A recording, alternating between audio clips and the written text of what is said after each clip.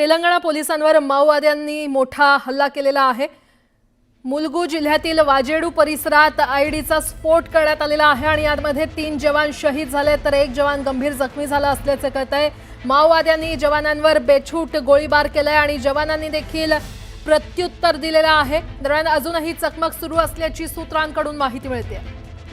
अधिक माहिती देत आहेत आमचे प्रतिनिधी महेश तिवारी आपल्यासोबत जोडले गेलेले आहेत। महेश, दंडकारण्यामध्ये माओवाद्यांच्या विरोधात सुरक्षा दलांचा एक मोठा एल्गार कर्रेगट्टा पहाडीवर सुरू आहे। 3 राज्याच्या सीमेवर हे मोठं ऑपरेशन सुरू असतानाच सतर्कतेच्या दृष्टीने तेलंगणा पोलिसांनी छत्तीसगड सीमेलगत असलेला वाजेडूचा हा जो परिसर आहे, वेंकटापुरम वाजेडू, हा घनदाट जंगल असलेला भाग आहे। या भागात सर्चिंग ऑपरेशन सुरू होतं आणि सर्चिंग ऑपरेशनला जात असतानाच माओवाद्यांनी पेरून ठेवलेल्या आयडीचा स्फोट माओवाद्यांनी केला।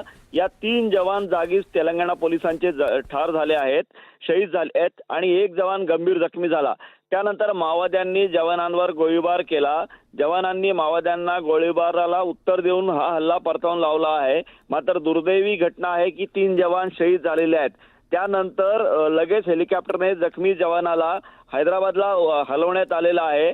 सध्या या भागात मोठ्या प्रमाणात जवान दाखल झालेले आहेत। ग्रेहाउंड्सचे जवान आहेत, इतर जवान आहेत आणि एकूणच हाय टेन्शन या भागात आपण म्हणू शकतो, कारण माओवाद्यांचा हा अचानक झालेला हल्ला होता ज्यात तेलंगणा पोलिसांचे 3 जवान ठार झालेले आहेत। कर्रेगट्टा ऑपरेशनमध्ये कालच 22 माओवादी ठार झाले होते। त्या घटनेची शाई म्हणजे त्या घटनेच्या संदर्भातच जवानांचं हे शोध मोहीम सुरू होतं सतर्कतेच्या दृष्टीनं। मात्र माओवाद्यांनी हा हल्ला केला। एकूणच आता 3 राज्याच्या सीमेवर हाय अलर्ट जारी करण्यात आलेला आहे। महेश, अपडेट घेत राहू। तुर्तास धन्यवाद या सविस्तर माहितीसाठी। दरम्यान एक मोठी बातमी समोर येते। राष्ट्रीय सुरक्षा सल्लागार अजित डोवाल सध्या पंतप्रधान नरेंद्र मोदींच्या 7 लोककल्याण मार्गावरील निवासस्थानी दाखल झालेले आहेत आणि दोघांमध्ये सध्याच्या परिस्थितीवर तातडीची बैठक सुरू आहे। लाहोरमध्ये झालेल्या स्फोटानंतर ही बैठक अत्यंत महत्त्वाची मानली जाते। अतिशय मोठी बातमी आपण पाहतोय। अजित डोवाल हे पंतप्रधान नरेंद्र मोदी यांच्यासोबत तातडीची बैठक त्यांची सध्या सुरू आहे आणि ही बैठक आता संपलेली आहे। अजित डोवाल हे पंतप्रधानांच्या निवासस्थानापासून बाहेर आलेले आहेत। पंतप्रधान नरेंद्र मोदी आणि अजित डोवाल यांच्यामध्ये महत्त्वाची बैठक पार पडलेली आहे। दोघांमध्ये सध्याच्या परिस्थितीवर तातडीची ही बैठक बोलावण्यात आली होती आणि या संदर्भात अधिक माहिती देत आहेत आमचे प्रतिनिधी प्रशांत लीला रामदास आपल्यासोबत जोडले गेलेले आहेत। प्रशांत, अजित डोवाल आणि पंतप्रधान नरेंद्र मोदी यांच्यामध्ये तब्बल 30 मिनिटं चर्चा झालेली आहे, बैठक झाली आहे, काय अपडेट? बरोबर आहे। पंतप्रधानांचे राष्ट्रीय सुरक्षा सल्लागार अजित डोवाल हे पंतप्रधान नरेंद्र मोदी यांची भेट घेण्याकरिता 7 लोककल्याण मार्गावरती जवळपास 50 मिनिटांपूर्वी दाखल झाले होते।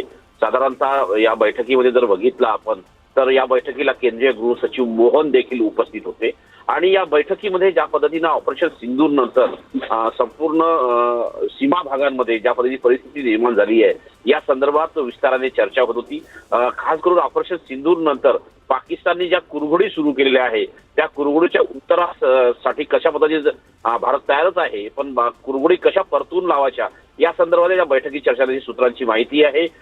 सोबतच ज्या पद्धतीची माहिती मिळते की या बैठकीतून ऑपरेशन सिंदूरच्या नंतर ज्या घडामोडींमध्ये वाढ झालेली आहे आणि सोबतच पाकिस्तानमध्ये काही घडामोडी होतोय या संदर्भात देखील या बैठकीत चर्चा झाल्याची सूत्रांची माहिती आहे। त्यामुळे ही बैठक अत्यंत महत्त्वाची होती आणि या बैठकीतून ऑपरेशन सिंदूर नंतर जी परिस्थिती निर्माण झाली त्यावरती विस्ताराने चर्चा झाल्याची सूत्रांची माहिती पुढे आलेली आहे। बरं प्रशांत, वेळोवेळी अपडेट घेत राहू। तुर्तास धन्यवाद या सविस्तर माहितीसाठी।